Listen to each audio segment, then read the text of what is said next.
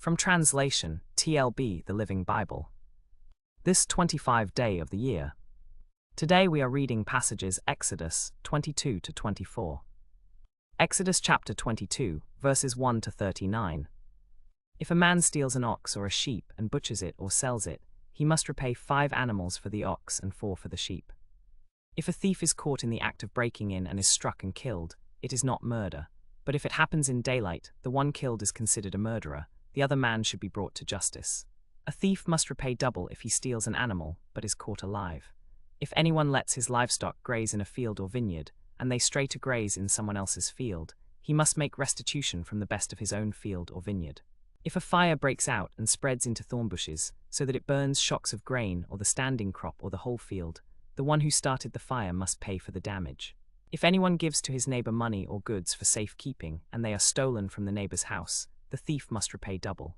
But if the thief isn't found, the owner of the house must appear before the judges, and they must determine whether he has laid hands on the other person's property. In all cases of illegal possession of an ox, a donkey, a sheep, a garment, or any other lost item which someone claims, "This is mine," the case shall be brought before the judges. The one whom the judges condemn must repay double to the other. If anyone gives a donkey, an ox, a sheep, or any other animal to their neighbor for safekeeping and it dies or is injured or is taken away while no one is looking, the issue between them will be settled by the taking of an oath before the Lord that the neighbor did not lay hands on the other person's property. The owner is to accept this, and no restitution is required. But if the animal was stolen from the neighbor, restitution must be made to the owner.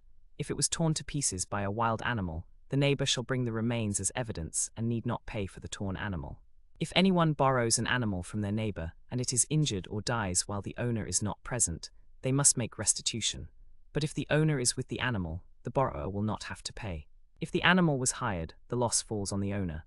If a man seduces a virgin who is not engaged and sleeps with her, he must pay her father 50 shekels of silver. Then she shall become his wife because he has violated her. He must not divorce her as long as he lives. Do not allow a sorceress to live. Anyone who has sexual relations with an animal must be put to death. Do not offer any of your children as a sacrifice to Molech. Do not curse a deaf person or put a stumbling block in front of the blind, but fear your God. I am the Lord. Do not pervert justice. Do not show partiality to the poor or favoritism to the great, but judge your neighbor fairly. Do not spread false reports. Do not help a guilty person by being a malicious witness. Do not follow the crowd in doing wrong. When you give testimony in a lawsuit, do not pervert justice by siding with the crowd. Do not show favoritism to a poor person in a lawsuit. If you come across your enemy's ox or donkey wandering off, be sure to return it. If you see the donkey of someone who hates you fallen down under its load, do not leave it there. Be sure to help them with it. Do not deny justice to your poor people in their lawsuits. Keep away from false charges. Do not kill an innocent or righteous person, for I will not acquit the guilty. Do not accept a bribe, for a bribe blinds those who see and twists the words of the righteous. Do not oppress a foreigner. You yourselves know how it feels to be foreigners, because you were foreigners in Egypt. Do not take advantage of a widow or an orphan. If you do oppress them and they cry out to me in their trouble, I will certainly hear their cry. Then my anger will be kindled, and I will kill you with the sword. Your wives will become widows and your children fatherless. If you lend money to one of my people among you who is poor, do not be like a moneylender. Charge them no interest. If you take your neighbor's cloak in pledge, return it by sunset, because that cloak is the only covering your neighbor has. What else will they sleep in? When they cry out to me, I will hear, for I am compassionate. Do not curse the king, even in your thoughts. And do not curse the rich, even in your bedroom, for a bird may carry your words. Do not hold back offerings from your granaries or your vats. You must give me the firstborn of your sons. Do the same with your cattle and your sheep. Let them stay with their mothers for 7 days, but give them to me on the 8th day. You are to be my holy people, so do not eat the meat of an animal torn by wild beasts. Throw it to the dogs. Exodus chapter 23, verses 1 to 33. Do not pass along false rumors. Do not cooperate with an evil man by signing a false affidavit, or by letting yourself be swayed by the crowd to pervert justice. Do not follow the crowd in doing wrong. When you are called to testify, do not be swayed by the crowd into perverting justice. Do not show favoritism to a poor man in his lawsuit. If you come upon your enemy's ox or donkey wandering off, be sure to return it. If you see the donkey of someone who hates you fallen down under its load, do not leave it there. Be sure to help with it. Do not deny justice to the poor in their lawsuits. Keep far away from false charges. Do not kill the innocent or the righteous, for I will not acquit the guilty. Do not take bribes, for bribes blind clear-sighted men and twist the words of the righteous. Do not oppress a foreigner. You yourselves know how it feels to be foreigners, because you were foreigners in Egypt. For 6 years you shall plant your fields and gather in their harvests. But the 7th year you must let the land lie unplanted and unused. Then the poor among you may eat from it, and the wild animals may have what they leave. Do the same with your vineyards and your olive groves. You have 6 days each week for your work, but the 7th day is a day of rest dedicated to me. On that day no one must do any work, not you, your children, your servants, your animals, or the foreigners living in your towns. Be very careful to obey all my instructions. Do not even mention the names of other gods, and do not let them be heard on your lips. Each year you must celebrate 3 special festivals to honor me. First, celebrate the festival of unleavened bread. For 7 days you must eat bread made without yeast, just as I commanded you. Do this at the appointed time in the month of Abib, for it is the month when you left Egypt. No one should appear before me empty-handed. Second, celebrate the harvest festival, when you bring the first crops of your harvest to me. And third, celebrate the festival of ingathering at the end of the year, when you have harvested all your crops. All your men must appear before me 3 times each year. When you sacrifice to me, do not bring me a sacrifice that has any defects in it. I will not accept it. As you harvest your crops, bring the very best of the first harvest to the house of the Lord your God. You must not boil a young goat in its mother's milk. I am going to send an angel before you to guard you as you go, and to bring you to the place I have prepared for you. Be careful to obey him and do what he says. Don't rebel against him, for he will not forgive your rebellion, since my name is in him. But if you obey him completely and do everything I command, I will be your enemy and I will oppose your enemies. I will be an enemy to all who oppose you.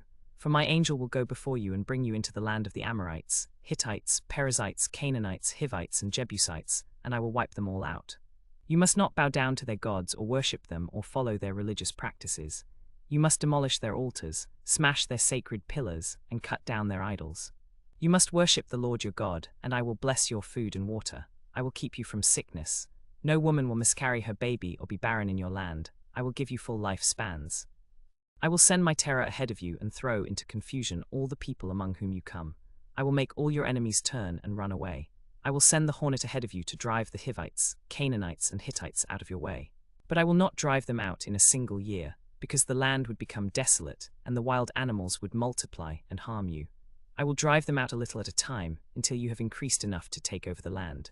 I will fix your boundaries from the Red Sea to the Mediterranean Sea, and from the desert to the Euphrates River. I will hand over to you the people who live in the land, and you will drive them out ahead of you. Do not make a treaty with them or with their gods. They must not remain in your land, or they will lead you into sin against me. If you serve their gods, it will certainly be a snare to you. Exodus chapter 24, verses 1 to 18. Then the Lord said to Moses, "Come up to me on the mountain, and bring along Aaron, Nadab, Abihu, and 70 of the leaders of Israel. All of you must worship at a distance. Only Moses is to come near to me, the others must not come near, and the people must not come up with him." So Moses came and told the people all the words of the Lord and all the laws. And all the people responded with one voice, "Everything the Lord has said, we will do." Then Moses wrote down all the words of the Lord. He got up early the next morning and built an altar at the foot of the mountain, and set up 12 stone pillars, one for each of the 12 tribes of Israel. Then he sent young Israelite men, and they offered burnt offerings and sacrificed young bulls as peace offerings to the Lord. Moses took half of the blood and put it in large bowls, and the other half he sprinkled on the altar. Then he took the book of the covenant and read it to the people. They all responded, "We will do everything the Lord has said, we will obey him." Moses then took the blood, sprinkled it on the people, and said, "This is the blood of the covenant that the Lord has made with you in accordance with all these words." Moses and Aaron, Nadab and Abihu, and the 70 leaders of Israel went up, and they saw the God of Israel. Under his feet there was something like a pavement of sapphire stone, as clear as the sky itself. But God did not raise his hand against these leaders of the Israelites. They saw God, and they ate and drank.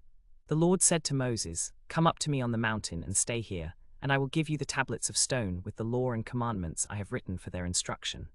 Then Moses set out with Joshua his aide, and Moses went up on the mountain of God. He said to the elders, "Wait here for us until we come back to you. Aaron and Hur are here with you. If anyone has a dispute, let him go to them." When Moses went up on the mountain, the cloud covered it, and the glory of the Lord settled on Mount Sinai. For 6 days the cloud covered the mountain, and on the 7th day the Lord called to Moses from within the cloud. To the Israelites, the glory of the Lord looked like a consuming fire on top of the mountain. Then Moses entered the cloud as he went up on the mountain. He remained on the mountain 40 days and 40 nights.